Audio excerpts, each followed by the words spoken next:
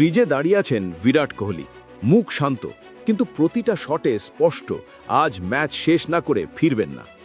সামনে সানরাইজার্স হায়দ্রাবাদের বোলিং, কিন্তু সময় যত এগোয় ম্যাচ একদম একতরফা হয়ে যায়। 4-6-এর ঝড়ে চাপ পুরোপুরি রয়্যাল চ্যালেঞ্জার্স ব্যাঙ্গালোরের দিকে চলে আসে।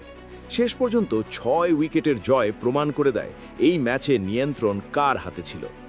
অন্যদিকে হায়দ্রাবাদের ডাগআউট একেবারে নিস্তব্ধ, প্রতিটা ওভারের সাথে কমে গেছে আশা।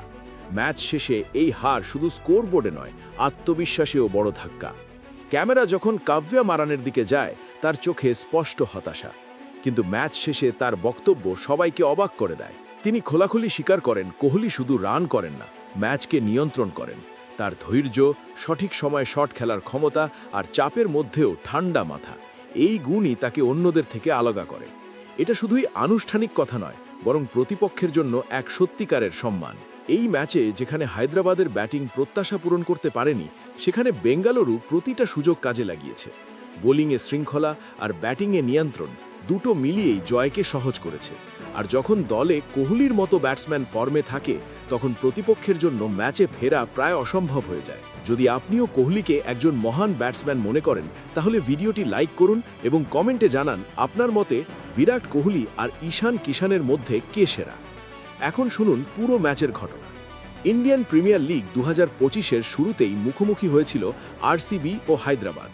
শুরুতে মনে হচ্ছিল হাড্ডাহাড্ডি লড়াই হবে, কিন্তু কোহলির ব্যাটে ম্যাচের রং বদলে যায়।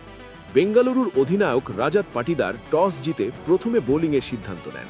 ব্যাট করতে নেমে হায়দ্রাবাদ 9 উইকেটে 201 রান তোলে, যেখানে ঈশান কিষান করেন 80 রানের দুর্দান্ত ইনিংস। 202 রানের লক্ষ্য নিয়ে মাঠে নামে আরসিবি। দর্শকদের সমর্থন আর ঘরের মাঠের সুবিধে সবকিছুই তাদের পক্ষে ছিল।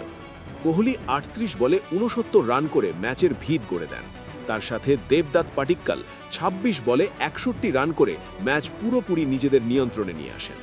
শেষ পর্যন্ত 26 বল বাকি থাকতেই ম্যাচ জিতে নেয় আরসিবি। ম্যাচ শেষে কাব্যা মারান বলেন, দল এই মৌসুমের জন্য প্রস্তুত, কিন্তু বোলিংয়ে দুর্বলতার কারণেই এই হার। তিনি আরও জানান, নিলামে যাদের উপর ভরসা করা হয়েছিল তারা এখনও পুরোপুরি উপলব্ধ নয়, তবে তিনি আত্মবিশ্বাসী দল ঘুরে দাঁড়াবে। তিনি কোহলির প্রশংসা করলেও স্পষ্ট করে দেন তাকে হারানোর ক্ষমতা তাদের দলে আছে। তার মতে প্যাট কামিন্স দলে যোগ দিলে পরিস্থিতি বদলাবে। এমনকি তিনি দাবি করেন এই মৌসুমের শিরোপাও তাদেরই। এখন প্রশ্ন একটাই, হায়দ্রাবাদের এই হার কি খারাপ বোলিংয়ের জন্য নাকি ব্যাটিংয়ের ব্যর্থতা? আপনার মতামত কমেন্টে জানান। ভিডিও ভালো লাগলে লাইক করুন, চ্যানেল সাবস্ক্রাইব করুন। আবার দেখা হবে নতুন আপডেটে। জয় হিন্দ, জয় ভারত।